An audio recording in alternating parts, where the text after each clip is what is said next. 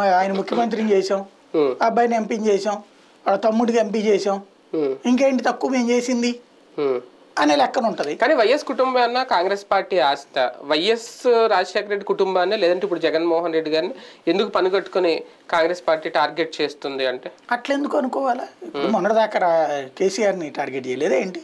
కేసీఆర్కి ఏమైనా వ్యక్తిగత కక్షలు ఉన్నాయి ఏంటి? ప్రాక్టికల్గా ఇక్కడ ఒక పార్టీగా నేను షర్మిలని కాంగ్రెస్ పార్టీ పంపించిన దాంట్లో కుటుంబం మధ్యలో చిచ్చని నేను అనుకోను. అది రాజకీయ కోణమే. షర్మిలకి ఆ పదవి తీసుకుని తన అన్నను టార్గెట్ చేసే విషయంలో మాత్రం వ్యక్తిగత స్పర్ధ ఉంటుంది కొంత.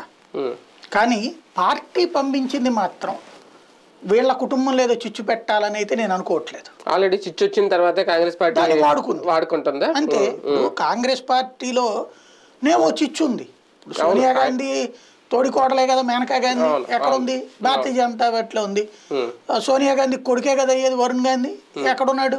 భారతీయ జనతా పార్టీలో ఉన్నాడు. వాళ్ళ దగ్గర చిచ్చులు ఉన్నాయి. అప్పుడు భారతీయ జనతా పార్టీ మా కుటుంబంలో చిచ్చు పెట్టిందని చెప్తుంది ఆవిడ? లేదు కదా. వాళ్ళకి అక్కడ దిక్కు నువ్వు ఇవ్వలేదు షెల్టర్, వాళ్ళు షెల్టర్ ఇచ్చారు. ఇక్కడ వైసీపీలో నువ్వు షెల్టర్ ఇవ్వలేదు కాబట్టి కాంగ్రెస్ షెల్టర్ ఇచ్చింది. తప్పెందుకు అవుతుంది అందులో? ఒకప్పుడు అంటే వైఎస్ఆర్ కుటుంబం అంటే కాంగ్రెస్ కి పని చేశారు ఒకప్పుడు. అప్పట్లో జగన్మోహన్ రెడ్డి గారు ఎంపీగా చేసిన, రాజశేఖర్ చేసిన.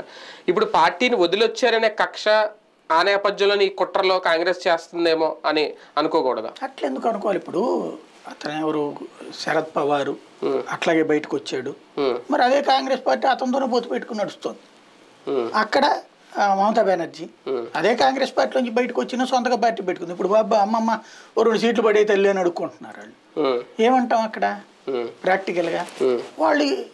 వాళ్ళు వీళ్ళతో కలిసి కూడా పనిచేస్తున్నారు కాంగ్రెస్తో. కాంగ్రెస్ని తొక్కేశారు ఒక.